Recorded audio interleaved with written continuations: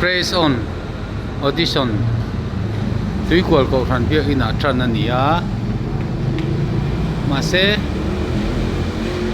a hriat lo ang reng a ruk ang reng deuh ani ber mai lai hi bia in lu na vel ania nula moi moi zai thiam po lo om lai dei kan en ve dangi ngã chu ngã chân sai po ngai thak tak tak thei lo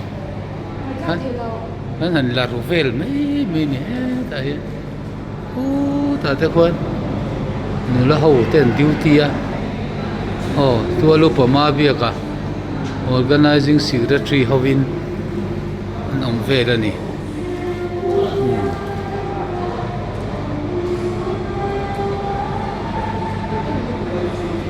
chu mà cho nên dài đều dài chu nhưng làm hết sức tôi để lắm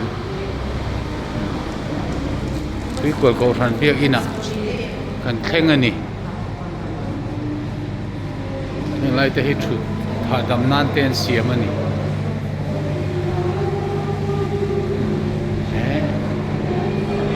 để cha khóc mà hết việc in pan sầu na làm anh à hết chú hồ lên nha lại thì bộ phận refreshment lắm rồi quy tiêu tiền không mà cứ nào xuống mà sao nằm dài mệt công quy à cán chụp đây à nên làm bằng cái traffic duty làm bằng sao là sao ban nãy thế in ta ra ta sao Praise on 2024 cái Aizol audition thì bây giờ ta rằng hiện anh chú huy đó cần ta phải lại hậu anh duty này hay hi cầu phần sầu ca nhá là hiện duty á hay là tên sai chủ tên rồi thích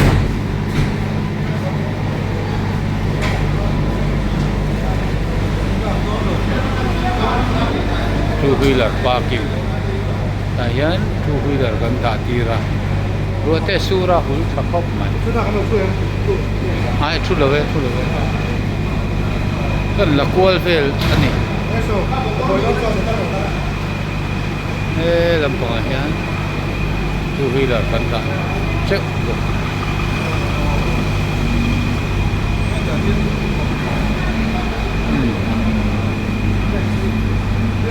Lampang ayan, reception lampang.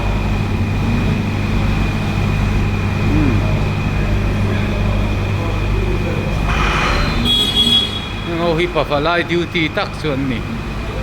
Pute te pahera te, pudavita te, purina te, pural nuna te, pumana te. Nó có hình lồn không nghe to phốt mày à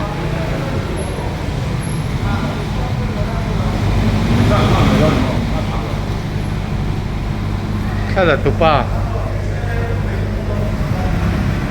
tôm nan khá là tupa ngay chứ tôi không à tôi mấy rồi xe Pudavita có hành chạy